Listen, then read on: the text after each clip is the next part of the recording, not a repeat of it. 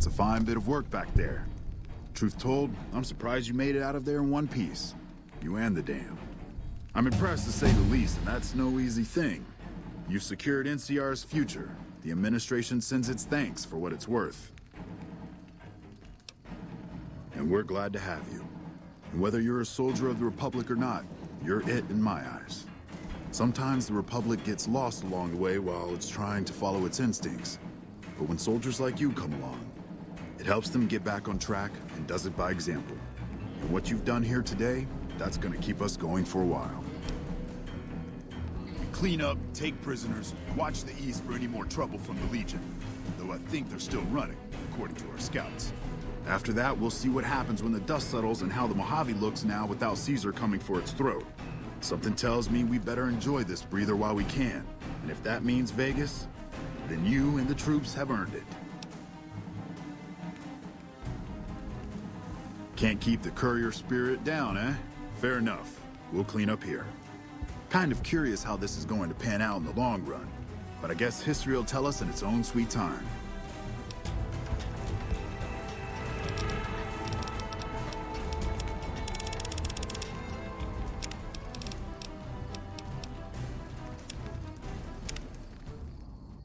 And so the courier who had cheated death in the cemetery outside Good Springs cheated death once again, and the Mojave wasteland was forever changed.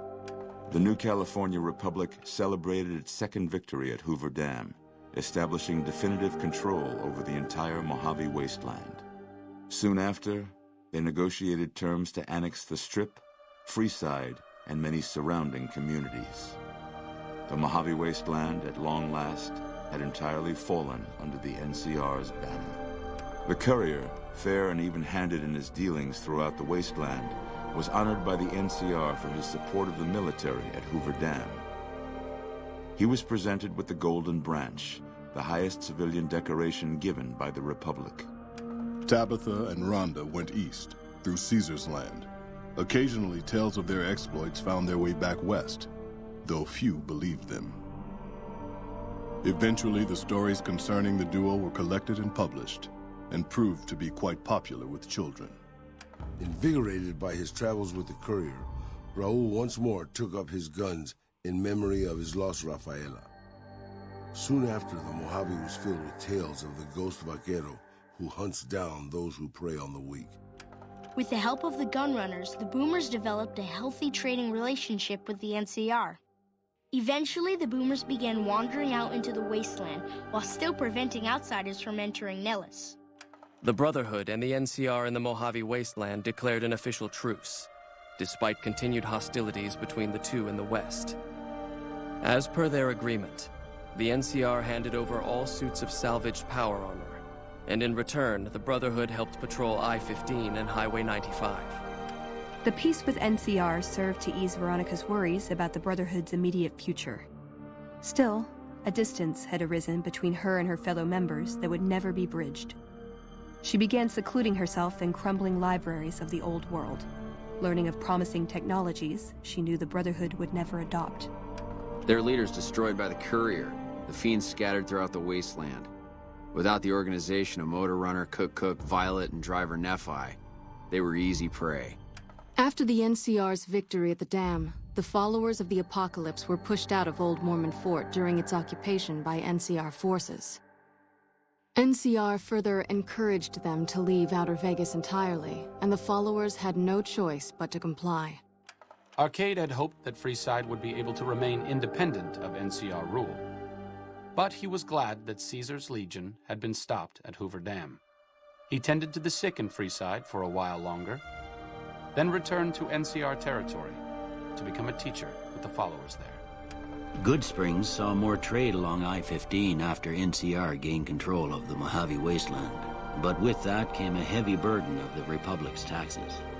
Some old-timers, unable to handle the cost, were forced to move on, grumbling all the while. During the Battle of Hoover Dam, the Great Khans quickly evacuated Red Rock Canyon and headed north and east into the plains of Wyoming. There, they reconnected with the followers of the Apocalypse and rebuilt their strength. Bolstered by ancient knowledge of governance, economics, and transportation, they carved a mighty empire out of the ruins of the Northwest. Thanks to the courier and Lily, a cure for the Nightkin's schizophrenia was found shortly after Dr. Henry's experiment concluded. Nightkin and other super mutants in the wasteland flocked to Jacobstown, and the town became known as a haven where a mutant could find peace. Lily continued to take her medicine at half doses, and although she remembered her grandchildren, her mind remained muddled and confused. Eventually, she parted ways with the courier and traveled west, seeking the remnants of her past. After the NCR victory at Hoover Dam, the temporary truce between them and the Kings blossomed into a full-scale relief effort for the people. While the NCR made repeated entreaties that Freeside join the Republic, the Kings steadfastly maintained their independence. After Ray's brain was transplanted into Rex's cybernetic body, it took Rex some time to adjust to the old scrapyard dog's memories. Eventually, Rex's mind settled peacefully, melding his own memories with that of long travels with old Lady Gibson. Looking for a place where he could be of some use, Boone found himself re-enlisting with his old unit.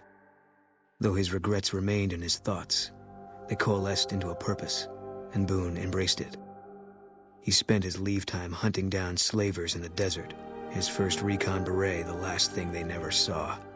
After Hoover Dam, the leaderless powder gangers at the correctional facility vanished into the wastes, leaving the prison empty.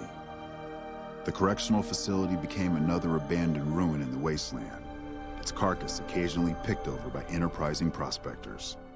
Armed with a wide array of improvised explosives and stolen weapons, the Vault 19 powder gang tormented the Mojave Wasteland for years. Citizens of the NCR were favorite targets, and they always suffered the worst fates. Prim Slim proves to be an able-minded, if not able-bodied, sheriff for Prim. And due to his slow speed, some crooks get away without a scratch. But Prim continues to prosper under his watchful, robotic eye.